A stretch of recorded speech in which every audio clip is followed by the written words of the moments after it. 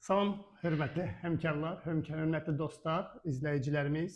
Fidan xanım, xoş gəlmisiniz bizim Xoş gördük verilişimizə. Rasim bəy. İlk növbədə təşəkkür edirəm dəvətiniz üçün və ilk podkast münasibətilə də təbrik edirəm sizi. Təşəkkür edirəm.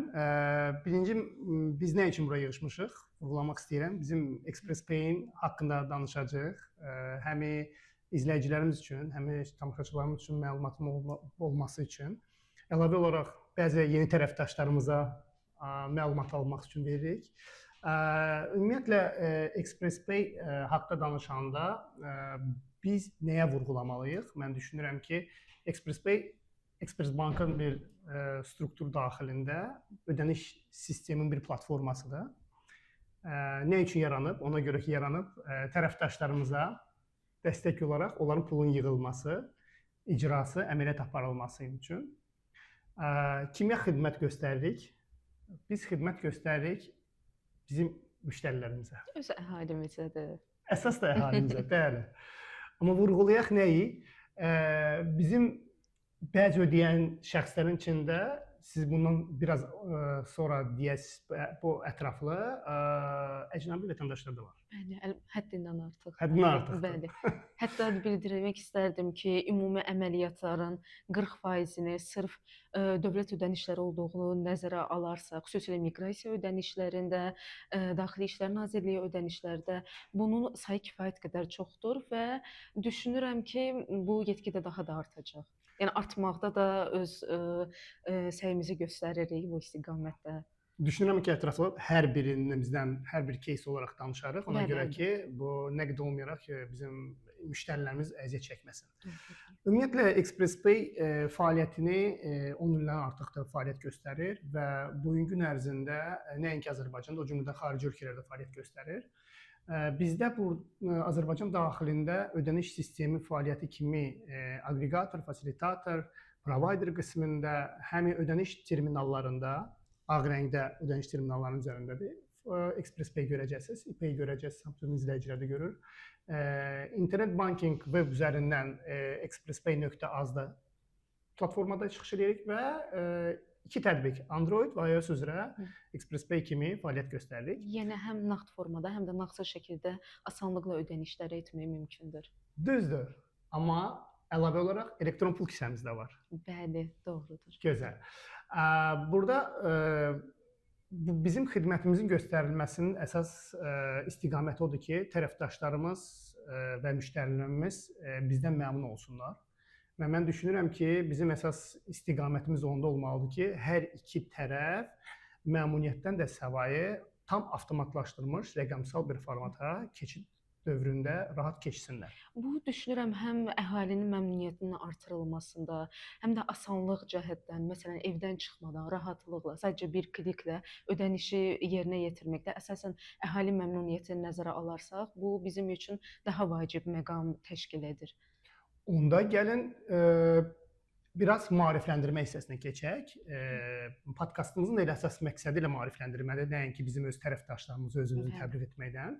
Maarifləndirməyə gəldikdə nəyə ən çox fikir verməlidirlər? Ən çox sizcə və sizin iş fəaliyyətinizdə hansı ki Fidan Əliyeva olaraq Express Pay-in əməkdaşı olaraq harda ən çox müştərilərin səhvləri var? Harda səhv dedikdə bəlkə ödəniş müddəti azaltmaq məqsədi ilə, müştəri addımlarını azaltmaq məqsədi ilə nəyə ən çox fikir verməlidirlər və hansı sahələrdə ola bilər o var? O sizin praktikanızdan zəhmət olmasa bölüşərdiniz, biz də işlər. Əlbəttə ki, çox məmnun olardım hətta, çünki bu bilavasitə mənim işimi də asanlaşdıracaq. Xüsusilə bildirmək istərdim ki, ödəniş icra etdikdən sonra terminaldan sizə təqdim olunan qəbzə mütləq fikir verin. O qəbzi atmayın, çünki o bizdə həmçinin eyniləşdirmə üsulu kimi də istifadə olunur. Bildiyiniz kimi, müştəri müraciətlərinə əsasən əgər ödənişlə bağlı hər hansı bir məlumat tapılmadıqda, mütləq şəkildə biz müştəridən həmin ödəniş qəbzinin əslini tələb edirik. Bizim üçün əsas eyniləşdirmə vasitəsi hesab olunur.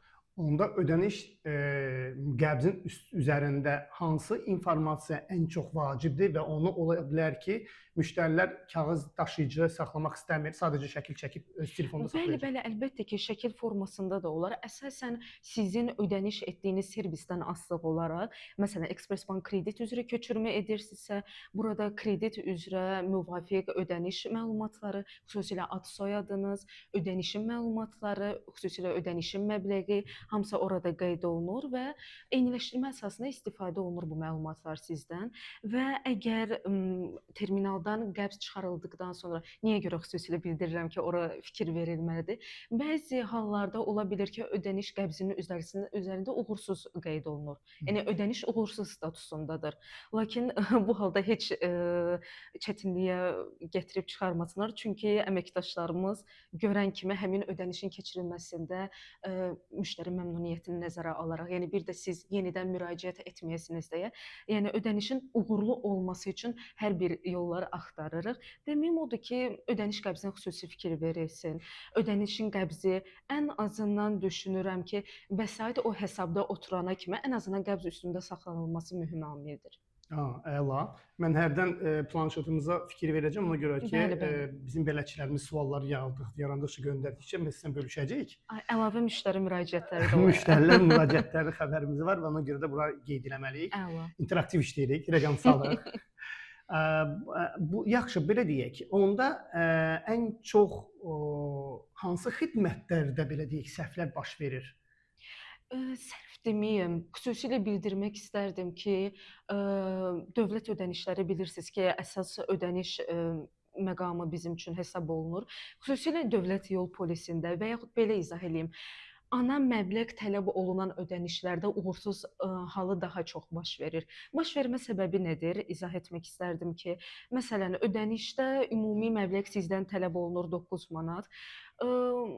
Məsələn, cibinizdə 5 manat varsa, yaxud ondan aşağı ödəmək istəyirsinizsə, servisin dövlət yol polisi məsələn olduğunu nəzərə alaraq, əlbəttə ki, bilirik ki, az məbləğ qəbul etməyəcək. Mütləq şəkildə sizdə ana məbləğ nədirsə, onu mütləq şəkildə ödəmək məcburiyyətindəsiz. Rüsumunun ödənməsi səbəbi ilə 9 manatdan aşağı vəsait köçürüldükdə məntiqlə o sizə uğursuz qəbz təqdim olunacaq. Bu səbəbdən uğursuz qəbzin əldə saxlanılması mühümdür.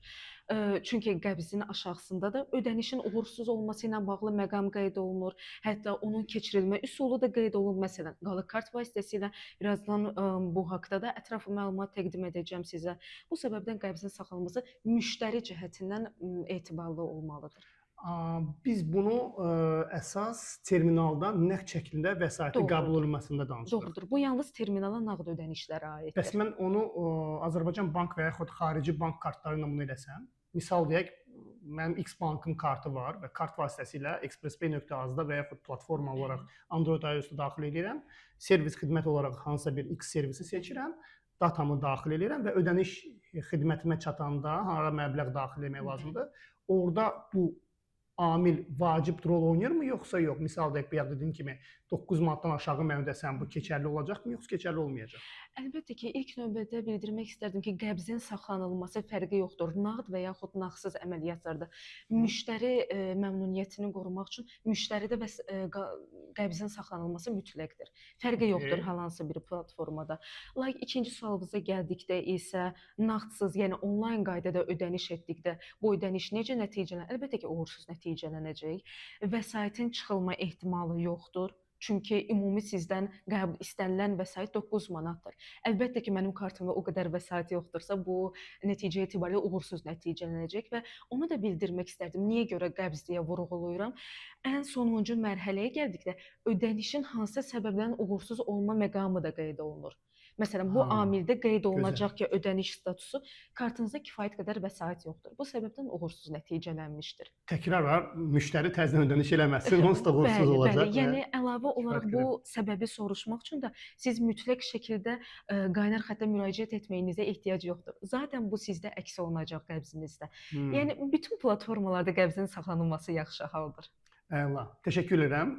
Bölüşdüyünüz, məlumat verdiyiniz üçün ən azı bizim izləyicilərimiz, müştərilərimiz maariflənərək bu hissəsini də nəzərə alaraq və ödənişləri səmərəli olaraq öz vaxtlarını Bu itirmədən bizim deyərlər. üçün də yaxşı bir hava var. Əla. Yaxşı, bizim onda Express Pay-in ödəniş terminalını götürsək, digər başqa terminallardan nə ilə fərqlənir? Bayaqki nüansda bildirdiyim kimi qalı kartla bağlı danışmaq istərdim. Qalı kart ümumiyyətlə nədir? Nağd ödənişlərdə belə deyim, necə ki yol pulu vermirsiniz, gediş haqqı vermirsiniz, ondan sizə müəyyən qalıq ötürülür. Bu da eyni məntiqləndir. Məsələn, yəni dövlət yol polisi üzrə misalımıza davam etdirək. 9 manatlıq olan cəriməmə mən artıq ödəyirəm 11 manat və müştəri elə düşünür ki, cibimdə yalnız bu puldur, bu pulun hamısını ödəyim, əsas mənim cəriməm keçsin, məntiqlə baxarıq. O 2 manat da qalsa olar. Elə düşünür ki, müştəri o 2 manat məhz terminalın hesabına gedəcək. Bu belə deyil. Biz müştərilərin işini daha da asanlaşdırmaq, səmərəli etmək məqsədi ilə qalıq kart funksionallığı mövcuddur Express Pay terminalında. Belə ki, 9 manatlıq ödəniş, ana borc 9 manatdır, müştəri 11 manatlıq ödəniş edir. 9 manat ödəniş rüsuma keçdikdən sonra 2 manat sizə qəbzinizdə qalıq kart şəklində geri qaytarılır. Bunu qəbzin aşağı hissəsində görə bilərsiniz. 16 rəqəmdən ibarət, 30 təqvim günü ərzində aktivdir, 1 il ərzində isə qüvvədədir.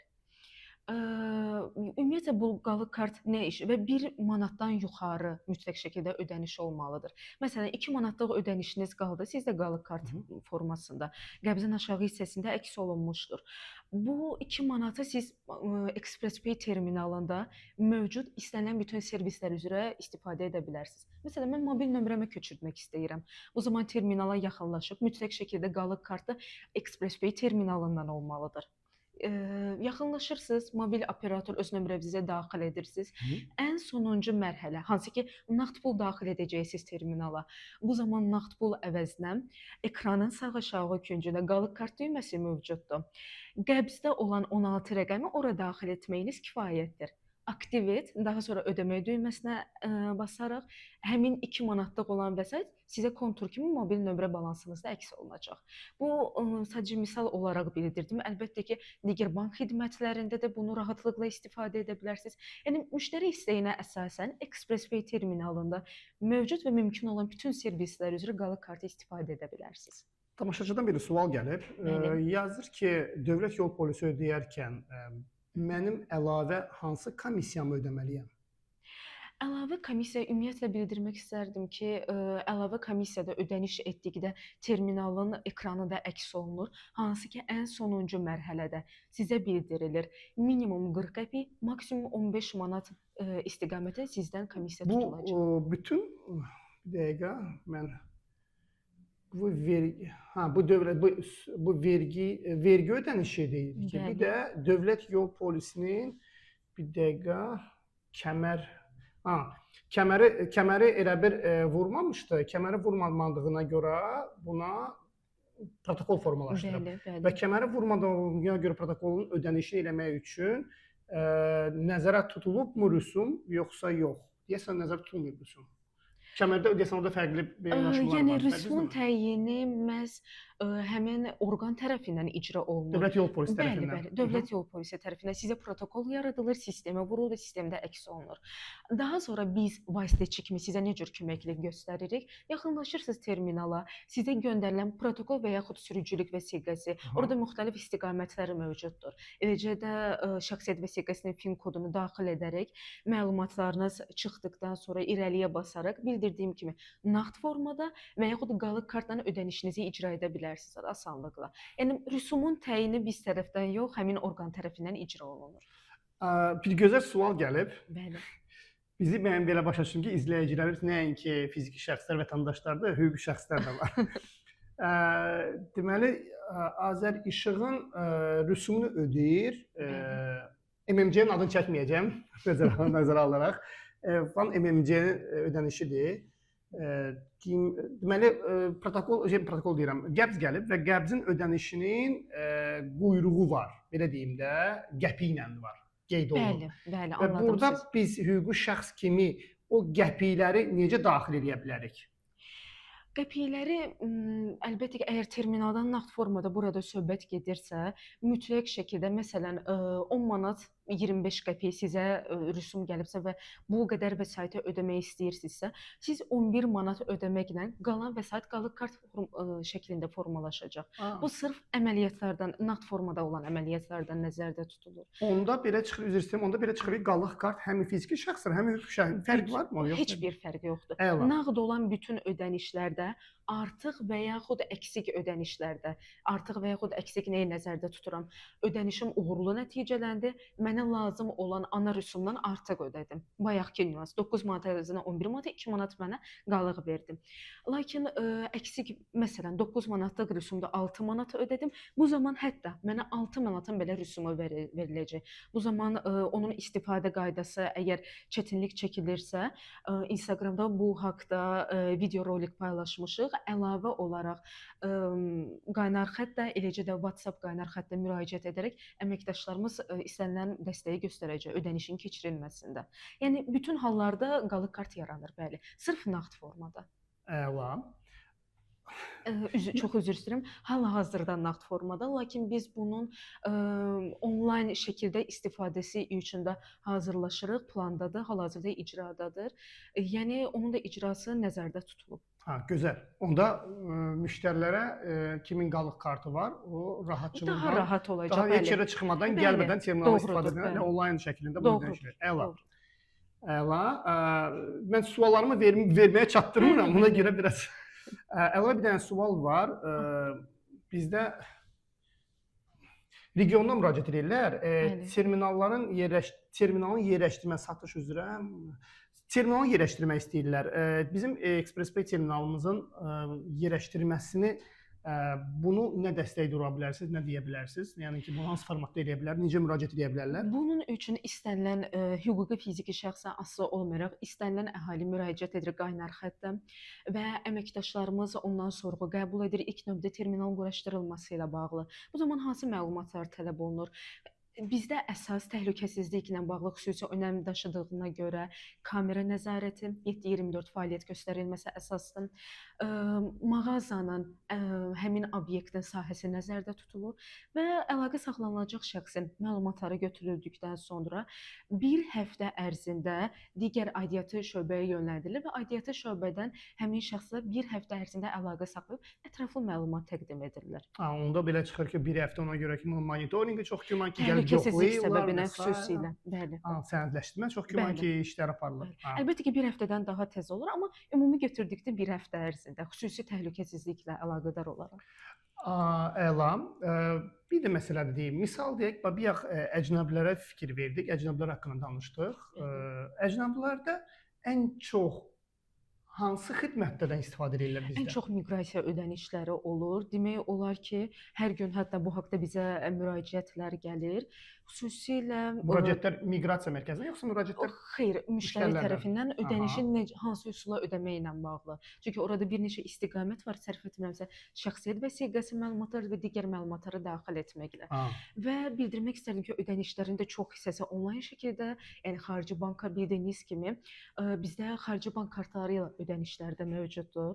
Yəni qadağan qoyulmuş ölkələri nəzərdə çıxmaqla, məsələn Türkiyə, Rusiya və digər qonşu ölkələrin kartlarından da rahatlıqla istifadə etmək olur. İstifadə etmək mümkün olmadıqda isə bildirdiyim kimi qaynar xəttə müraciət edərək əməkdaşlar onları yönləndirir ki, hansı bank kartı daxil etməklə sürətli keçid almaq olar. Yəni mənə əsas lazım müştərinin məqsədi nədir? Ödənişim uğurla nəticələnsin və əməkdaş da bu haqqda onu yönləndirməkdə üstün tutur. Siz burada vurğuladınız bəzi ölkələrin sıralarında. Bəli, qadağan olunmuş ölkələr çıxmır. Bir də siz Rusiyadan danışdınız, amma Rusiyanın kartları ilə biz ödəniş edə bilərikmi? Bəzi kartlar mümkündür, bəli. Bəziləri hamısını nəzərdə tutulsa. Orada MIR ödəniş sistemindən başqa digər Çin ödəniş sistemi var, onlarla Bəli. Lakin bu bildirdiyim ki, müraciət əsasında yenidən baxılır. Yəni hansı kartla ödəniş edəcəyinizdə əməkdaş sizi yönləndirəcək bu istiqamətə, xüsusilə miqrasiya ödənişlərində. Bəs yaxşı, biz indi hansı xidmətdə, misal deyim, ExpressPay-də təsir ödənişlər aparılır. Bəli, kifayət Təsir qədər çoxdur. kifayət qədər Hətta çoxdur. kifayət qədər çoxdur. Və bir çox ödənişin onu vurğulamaq istərdim ki, məsələn, terminaldan əgər sizdən komissiya tələb olunursa, bildirdiyiniz kimi ExpressPay elektron pul kissə mövcuddur və həmin cüzdan vasitəsilə terminaldan eyni qaydada etdiyiniz komissiyalı ödənişi cüzdan vasitəsilə heç bir komissiya olmadan köçürmə edə bilərsiniz. Bu da əlbəttə ki, əhalinə üstünlük təşkil edir. Onda belə çıxır ki, bank kartları ilə ödəniş edəndə, terminaldan ödəniş edəndə və yaxud da cüzdandan ödəniş edəndə fərqli komissiyalar ola bilər. Tamamilə doğrudur. Onda bir tövsiyəmiz var ki, izləyicilərimiz və müştərilərimiz ödəyən zaman o komissiyanı biz dediyiniz kimi bayaq ödəniş etmədikdən əvvəl onun qeyd olunur, görür. Bəli, əlbəttə ki. Özü seçir, ödəyim və ödəməyim. Ona görə də elə buradan da müraciət etmək istərdim ki, ExpressPay elektron pul kisədən tam identifikasiyadan keçmək çox yaxşıdır komissiya baxımından. Yəni bizə əsas məqsədimiz nədir? Əhaliyə kifayət qədər xidmət göstərmək və məmnunluq dərəcəsini artırmaq. Yəni əlbəttə ki, hər bir valideyn istər ki, komissiyasız ödənişini icra etsin. Buna görə də bildirmək istərdim, hətta çağırış etmək istərdim ki, elektron pul kisədən gücləndirilmiş identifikasiyadan mütləq şəkildə keçsinlər. Sırf komissiya baxımından bildirmirəm, çünki burada limit söhbəti də var. Yəni qeydiyyatсız ödənişdə aydındır ki, mənim ödəniş etdiyim servis üzrə limitim daha az olacaq, lakin cüzdanda gücləndirilmiş identifikasiya vasitəsilə limitim daha çox olacaq və daha rahatlıqla ödəniş edə biləcəm. Onda mən elektron cüzdandan ödəniş eləyərkən mən tətbiq yükləməliyəm, yoxsa mən onlayn platform expresspay.az-da da keçir bilərəm? Hər iki istiqamətdə keçə bilərsiniz, bəli. Lakin bu sadə qeydiyyat nəzərdə tutulur. Gücləndirilmiş qeydiyyatın da 3 forması var. Sadə, eyniləşdirmə və gücləndirilmiş. Mən sizə ümumiyyətlə tövsiyə etmək istərdim. Həm limit baxımından, həm komissiya baxımından gücləndirilmiş. Bunun üçün qaynar xəttə müraciət edərək daha ətraflı məlumat əldə edə bilərsiniz. Təşəkkür edirəm. Hörmətli tamaşaçılar, mən hərdən sizin suallarınızı qeyd edəcəm. Hərdən növbəti formata olaraq sayt vasitəsilə və yaxud sosial şəbəkədə yaza bilərsiniz. Orada həmkarlarımız dəstək dura bilərlər, düzdürmü? Bəli, mütləq şəkildə. Bir dənə sual gəldi. Hamısını bir-bir oxutdururam. Niyə görə ki, bəzilərində biz keçmişik, siz bunu danışmışsınız, ona görə deyirəm, təzədən təkrarlamaq istəmirəm. Ümumiyyətlə, ExpressPay-dan danışarkən və yaxud bazarda digər oyunçular da var.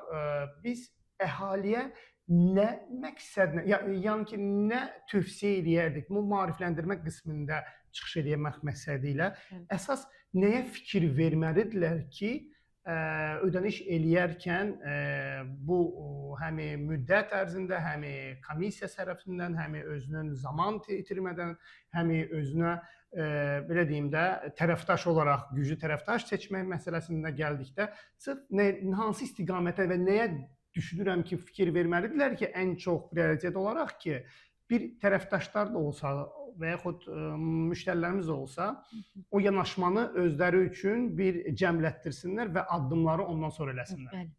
Əlbəttə ki, tərəfdaş sayının çoxluğu həm ExpressPay cəhətdən, həm müştəri məmnunluğunu artırmaq cəhətdən bizim üçün çox önəmlidir.